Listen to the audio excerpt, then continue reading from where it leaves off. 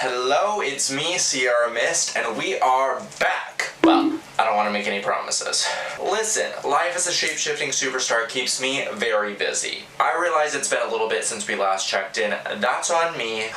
Can you forgive me? In all seriousness, I've recorded a couple of videos, they did not make the edit, and life moves on. Things happen. So we're not gonna fill in all the blanks because we live in the moment. Life is now. We're not dwelling on the past. What we are going to talk about, though, is my trip to DragCon. Listen, DragCon happens in the summer, it's the fall, you're getting this when you get it, we're lucky that it's even coming out. Because as you all know, the fall is my busy time. According to Miss Paul, I am the queen of Halloween. Ciara Myst, you're a winner, baby. And it's going to stay that way. And that whole contest hosted by House of Love is the reason that I got to go to RuPaul's DragCon this year. And let me just give a thank you. I'm sure I'll do it a bunch of times. But House of Love was so amazing. They treated me so well. And this year has been a blast being able to go to RuPaul's Drag Race Live in Vegas with my partner and one of my best friends. And being able to go to RuPaul's DragCon was a dream come true. And so I'm so excited to talk to you a little bit about my experience.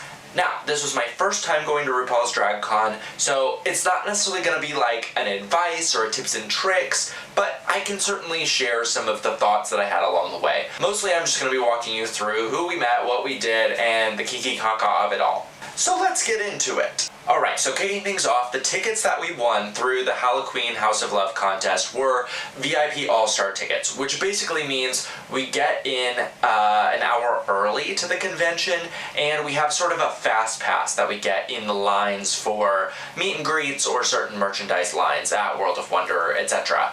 And honestly, this is the tea.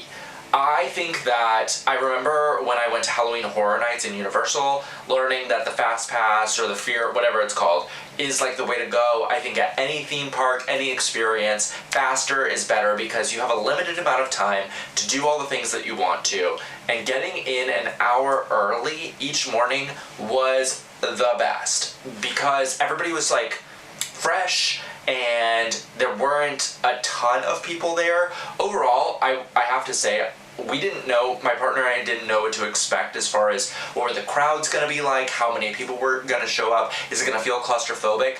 At no point were we feeling overwhelmed with the number of people that were there. Part of that might be because it wasn't as highly attended as it maybe has been in years past, but we always felt like we had plenty of room, and getting in that extra early really allowed us to feel like we had some of our own individualized experiences there, which was fabulous. Before I get into the glam and the glitz and blah, blah, blah of it all, an overarching statement is, if you are going to go to DragCon and you are a drag artist and you're going to get into drag, it is hard. That seems obvious, but the way that I was describing it to my drag family was like, it was doing a pride parade 2 days in a row, where you're getting up super early before the sun comes up, you're getting into the gig, you're getting yourself corseted or padded or whatever you have to do to get yourself into your costumes, and then you're getting in your lift or wherever to go to the convention at like 8:30, 8:45 in the morning. That's early by drag standards, for sure. I'm not a fast painter, so I like to take my time. My outfits are sometimes involved, especially the ones that I was wearing on these particular days. So, yeah, I was up very early, and there was not enough caffeine in the world to like really sustain me. So I would love to go back to DragCon. I would love to go with friends and family, and if I get in drag again, advice to myself is maybe choose one day to go out of drag. Just go and be a fan of drag and art and just take it all in.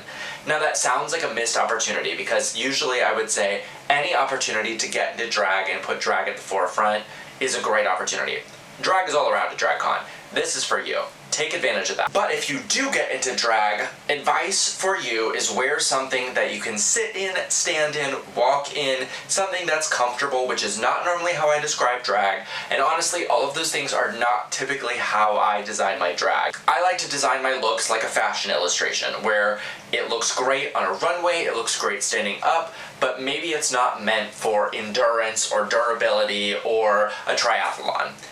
DragCon is a triathlon. So, to all of you dragoons out there who are going to get into drag for your DragCon, my advice to you, I'm saying it now as somebody who loves to look good and be all put together, is think about the durability, the comfort, the endurance. I did okay, I'm proud of myself, but it was hard. My look is inspired by the Bride of Frankenstein. It's very like 80s, and I wanted to do a grayscale makeup. I had this big blown out hair, which was ventilated by Blair St. Clair and styled by Aura Aurora here in Indianapolis. This outfit was a collaboration that I designed like 2 years ago. Yeah, 2 years ago with Armando Couture. He does amazing corsetry, and so the corset pieces for the dress and the collar are built by him, designed by me, and then I made the bodysuit and the shoes. And of course, I had to make time while I was in LA to do a photo shoot. So I got to meet up with my friend Eric Richard Magnuson, who shot some incredible photos of me in Boston years ago, and we captured these amazing images of the outfit. When we first got there on the grand opening day, the floor was pretty much open. We had already picked up our badges, so we went right in, and one of the agreements Christopher and I had was that we wanted to prioritize any of the international queens that we are big fans of, because we may not have as many opportunities to get to meet them or work with them here in this country. We had a meet and greet experience in Chicago where we met a ton of international queens on a tour, and the photographer lost all the photos, and so we were so sad that we didn't get to share those memories. So we were hopeful that maybe we would meet some of those queens like Tace, like Pangina, but instead we ended up making a lot of new connections. The first person that we went to go meet was Marina Summers. And of course, we had to do the Marina. She does it better than No, that's impossible. That's So sweet. She said it was her first time coming to the States and she had a big tour planned, and we got some amazing merchandise, including a super cool comic book. Now, early in the morning, the queens are still kind of getting set up, especially on that first day. They do a queen's walk on a pink carpet, so not everybody was really at their station, but somebody who was at their station was Michelle Visage. I think Michelle is an outstanding judge on RuPaul's Drag Race. I think she is stunning. I have a huge crush on her, and so it was so cool to be able to go and meet her and sit with her. I wish that the background for like the judges panel was a little bit more realistic than a curtain, but you're there to meet Michelle. And what was so funny is Michelle was basically having a yard sale outside of her booth where all of her outfits or fashions, not all of them I'm sure, but several previous iterations of Michelle Visage were on sale, and so my partner actually got a necklace that Michelle had worn on the show, which I thought was so fun. And there was a woman in line who bought a dress that Michelle had worn. So cool. Michelle was super nice. I had the white streaks in my hair, and so we joked that we had the same hairstylist, and her and I caught up for a little bit, and then she had to get rushed out because Michelle was hosting the pink carpet interviews. This DragCon was probably the most internationally attended DragCon of all of them. Outside of, I mean, I can't speak for the UK experiences, but based on the rosters that I've seen for the US iterations in the past, this one was highly attended by queens from franchises all over the world. We have 15 franchises, question mark. And so what was really cool as someone who is not currently a Ru girl is that because there were so many international franchises, it's unlikely that people have seen all of those. So let's just say if you looked a certain caliber of drag, you were treated like you were a Ru girl, because people didn't know if you were like from Drag Race Belgique or Sverige or Mexico or wherever.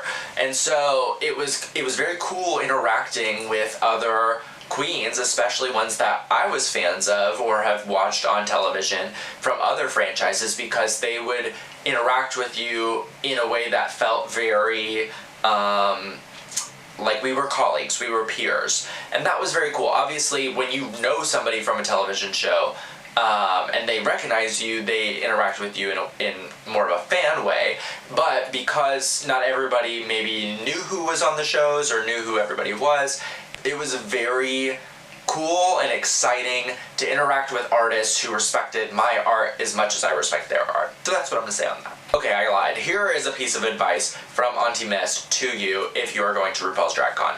If you have the VIP All-Star Pass, so you get in early, on that first day, if the Queen's Walk is really important to you, use that time to get yourself a good spot and hold it. we walked in and we kind of found ourselves a spot, and then we said, oh, let's go meet some of these people before things get busy.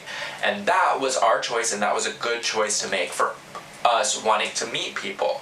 But we then tried to go back to the Queen's Walk, and the good spots that we had were all gone, and then trying to cram in, because at that time they had started letting in the general admission, we were just not getting as good of a view as we wanted to. So if seeing all the Queen's Walk is a top priority for you, and it is a very cool thing, it is kind of long, my recommendation is use your early entrance privilege to go ahead and grab yourself a good seat for that.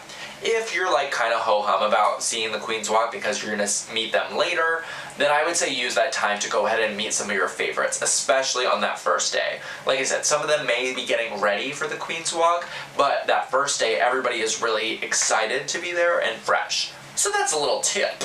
So during the Queen's Walk was when we went across the street to a studio where we did our photo shoot. It was during that time that RuPaul was playing a DJ set, and so a lot of people asked me, was RuPaul there? Did you get to meet RuPaul? Did you talk to her? Da da da da da. Let me tell you, Miss Paul has tons of security, as she should. She is the VIP. It is, after all, RuPaul's DragCon, her DragCon. She was doing meet and greets throughout that first day, and then her main sort of event was she was playing a DJ set, and unfortunately that was the only time that we were able to get in for our photo shoot, so we did miss Miss Paul's DJ set, although I'm sure it was fierce and fun, and I would have loved to just like dance and kiki kaka and like look up and see her being like pressing her buttons. Boop, boop, boop, boop. But no, we did not meet RuPaul. We did not do the meet and greet experience. I know that RuPaul is secretly an introvert, and so I have to imagine that going through RuPaul's DragCon is not one of her favorite experiences. And for anybody who got a photo with her, I'm so sorry, but she looks like she's not having a good time. So I'll just wait till I get to talk to her on stage. After the photo shoot, I was feeling very fabulous. I love a photo shoot. They get me together. So we go back to the convention, and I made sure to check in with the House of Love team. It was great to meet so many of them in person because I didn't have the chance to meet them at RuPaul's Drag Race Live. And we've basically been Instagram besties over the last year, chatting back and forth, sending emails. Obviously, they helped handle the tickets for all of these things. And so it was great to chat with them. We shot a little bit of content. They did a silly interview. I had a great time. They kept us very hydrated throughout the event. The lines for the House of Love cocktails booth and mocktails are very long, and thankfully, because we are VIPs, we got to go in and basically they knew who we were. They were gagged, I was gooped, we were hydrated, everybody had a great time. Definitely recommend the new mocktail. It is lit. Love it. Definitely acquire it. One of my favorite interactions was getting to meet Gottmik. Gottmik's booth, first of all, was such a wonderful tribute to her fashions on this latest All-Star season. Gottmik is a very fashionable queen. There was a lot of craftsmanship and creativity in the concepts that were put into those runways, and so there was basically a hall of mannequins displaying the artwork, talking about who the wig designers were and the wardrobe designers, and I thought that was a very artsy way to display all of this hard work. We knew that we wanted to meet Gottmik, but I said I wanted to do it on this day because I was in like grayscale makeup, white face, black hair. It felt like it just kind of made sense. Gottmik felt the same. We were cutting up even from the line. We were like, go piss girl, and just like ka back and forth. By the time we got up there, it was a very sweet interaction, and it was really special to be able to talk makeup and effects makeup specifically with Gottmik, because the work that her and her team and Gabe were doing to bring this level of prosthetic makeup application to the main stage of Drag Race hadn't been done before. Talking about blending your silicone edges or like a foam latex fur prosthetic is probably not the most common fan interaction, and so it was just really sweet. There's a cat. One of the coolest things about DragCon that I don't think I anticipated was not just meeting people who are affiliated with RuPaul's Drag Race, but obviously there is a whole world of drag beyond Drag Race, and with that comes a drag market, a drag economy. There are people who design costumes, wigs, jewelry, etc., who are all there vending. Absolutely not. Hey. Many of them are people that I follow or I'm fans of online, or we've chatted, and there are obviously also other drag artists in attendance. And so one of the coolest things was meeting people that I know online, people that I'm fans of, people that I've bumped into when we've come through each other's cities and getting to take a picture with them. Someone that I never would have expected to meet at DragCon was Miss X. So, for those of you who don't know, there's an iconic piece of drag history. It is a film called Vegas in Space, and it is a camp sci-fi drag odyssey created by Doris Fish and Miss X. And unfortunately, Doris Fish is no longer with us, but Miss X, I don't want to spill someone's age, but I believe this drag queen is beyond 60 years old, potentially beyond 70. And she was at RuPaul's DragCon with a booth sharing pieces of Doris's history. And we walked by the booth in the morning when we were kind of finding our way to the pink carpet, and I saw the poster for Vegas in Space. I saw Doris Fish's name. Oh, I'm gonna get choked up. And it was just a really special moment thinking about somebody who has such history in drag being there and sharing their story, because so many people there are just fans of Drag Race and they may not know a ton about drag or some of the history that comes with it. And so it was really beautiful, excuse me, to be able to spend some time with Miss X, because this is somebody who has created such a legendary piece of artwork with her friend, and for her to be able to pay tribute to her friend was really special. Sorry. And she was out there hawking her wares, and we helped her peddle them, because people were like walking by, and I was like, do you know what Vegas in Space is? And she was like, would you like to buy my book? And it was so sweet, and we had just a great time meeting them, and I will cherish that forever. So we love you, Miss X. We love you, Doris. Christopher and I met in Atlanta, Georgia. Christopher started doing drag in Atlanta, Georgia, actually, with several people that have come through the Drag Race and Dragula franchises, and so several of them were at DragCon, and Christopher was like, we have to go meet some of our ATL friends, and the first on that list was Phoenix, who is an incredible producer and entertainer in Atlanta, and so it was just great to be able to see some familiar faces. We ran into Nicole Page Brooks, oh my gosh, like 12 times, and we even got to run into some friends from Wussy Mag, which is a wonderful events and arts company in Atlanta, Georgia. So, like I said, some of the memories that we made at DragCon were not ones that we expected, because they weren't necessarily with people affiliated with Drag Race. They were just drag friends, people that we know and that we got to bump into. And it was one of the best parts of the whole experience. That pretty much wraps us up for day one. We did not do any of the after party activities. We didn't really know what we were getting into, what our endurance was gonna be like, and so we ended up actually tapping out a little bit early to just go back, rest, relax, have some time by the pool, get out of drag, untuck. Oh my gosh. It was just nice to be able to make a vacation out of something that takes a lot of time, effort, energy, travel, etc. Day two, we had a little bit more of an itinerary for ourselves on this day. We wanted to go to some of the Bring Back My Girls panels. They were doing one for UK versus the World Season 2, and then right after that was the panel for Season 16. And since they didn't have a reunion for Season 16, I really wanted to attend it. I had a question I wanted to ask Morphine Love Dion, and so we'll get to that. Blah, blah, blah, blah. So, day two. My outfit was made by my drag family the night before I left for DragCon. I want to just backtrack a little bit. So, I knew that I was going to DragCon because of House of Love, probably 6 to 9 months in advance. I'm bad at math. But I had started planning my outfits out for DragCon well in advance.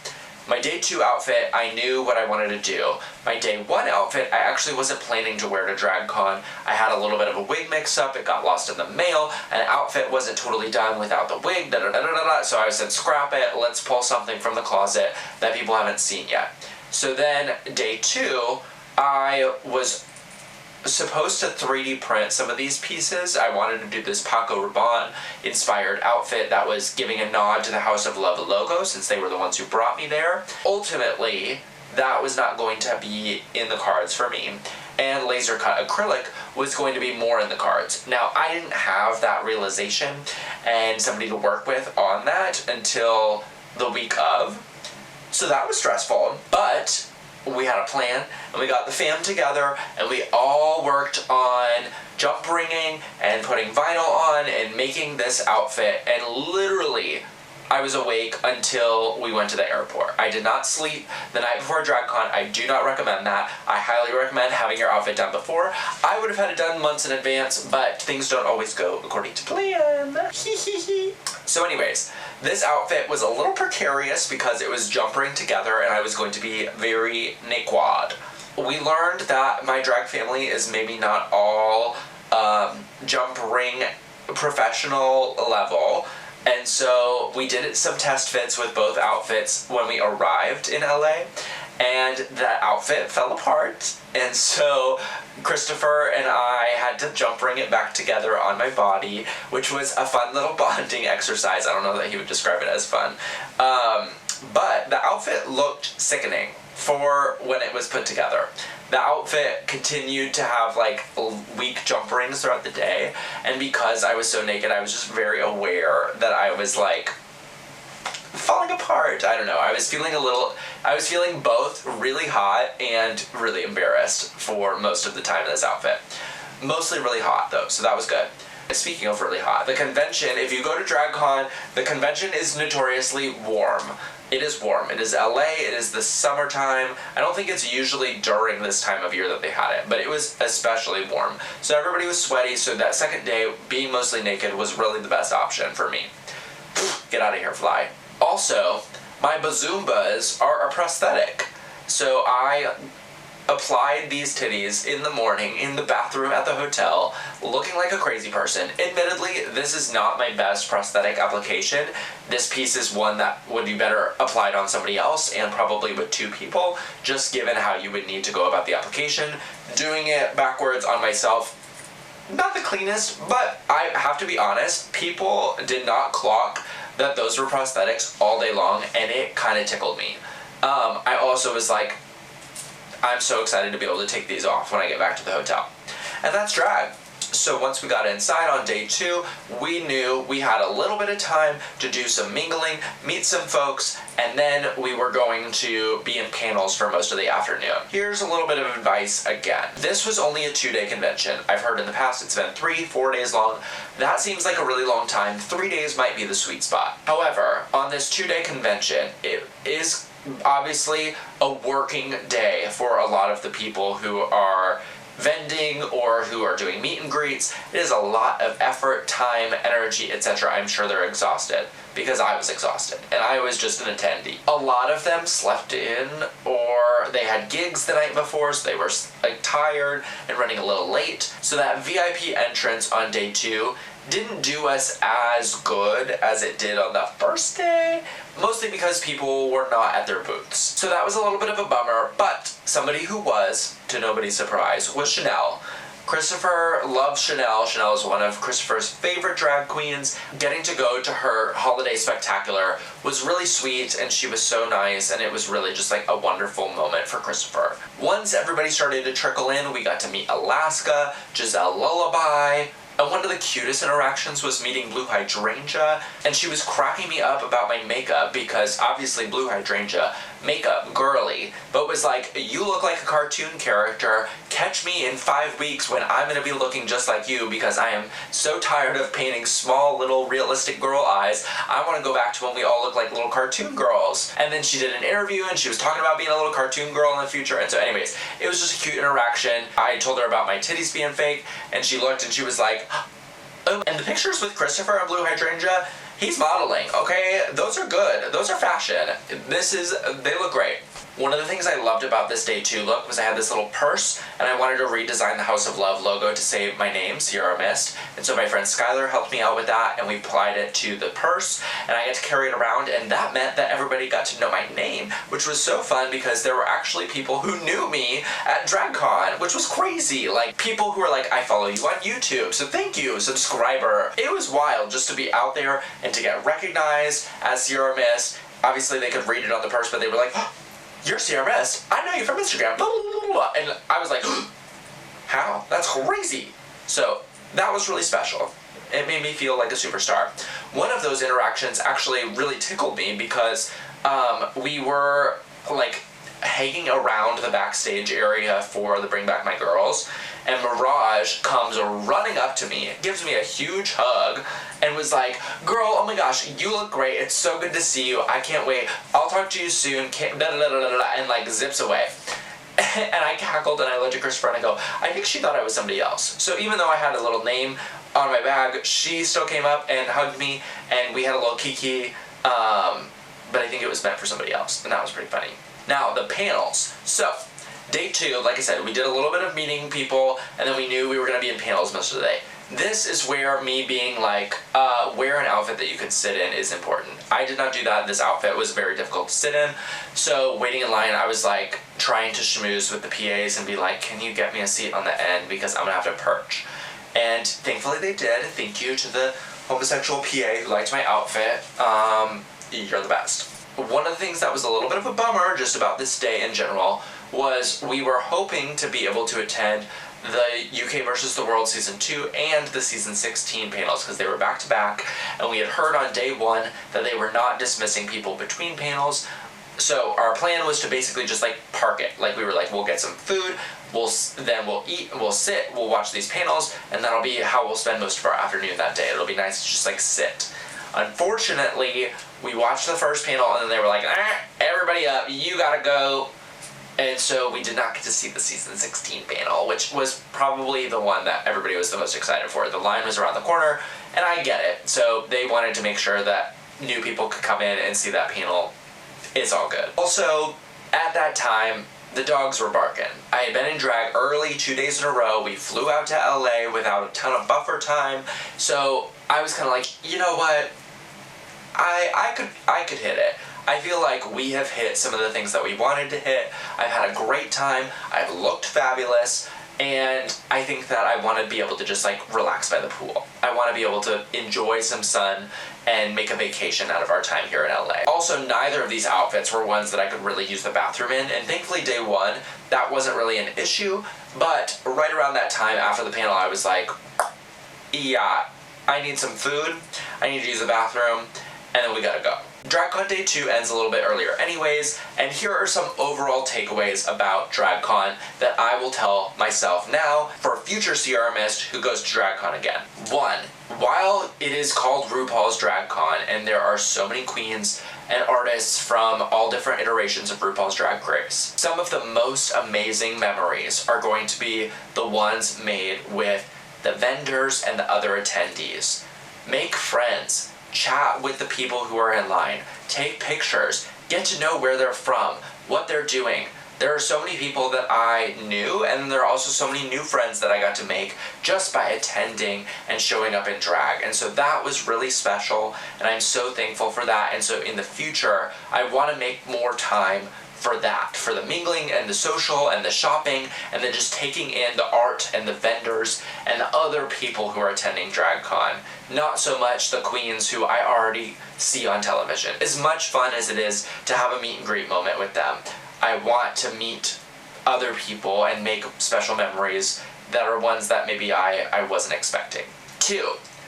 You're going to wait in line a lot. You're going to be sitting, you're going to be standing, you're going to be walking, so make sure you're comfortable and you're prepared to do that, and your outfit can be fashionable but functional. I don't know that I'll take that advice. And number 3 is something that we didn't really get to do, and this was where if I went out of drag, I would definitely do this. There are performances happening around the clock on the main stage at RuPaul's DragCon, and we really didn't get to see any of them. We were too busy waiting in lines, meeting people, going from one side of the convention to the other, and so we saw them happening in transit, but it's like a non-stop drag show with amazing drag artists from all over the world. This is a show that I would love to attend, and we did not. So in the future, I would highly recommend parking yourself at that main stage performance and just enjoying drag. All that to say, we had so much fun. Again, cannot thank House of Love enough for making it such a wonderful, welcoming experience. From the moment I walked into the booth, I was treated like a celebrity, and that made me feel so welcome. So thank you all.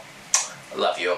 And to anybody who is going to RuPaul's DragCon in the future, I hope that you learned a little bit about my experience, and if you're just a friend or a fan of me, I hope that this was a fun little recap on some of my adventures that have happened since I've been away. Alright, well, since I'm all dressed up, I'm gonna go ahead and get to my gig, but I have some treats and tricks in store for you this Halloween season, so don't worry, Mama Myst is not going anywhere. Bye!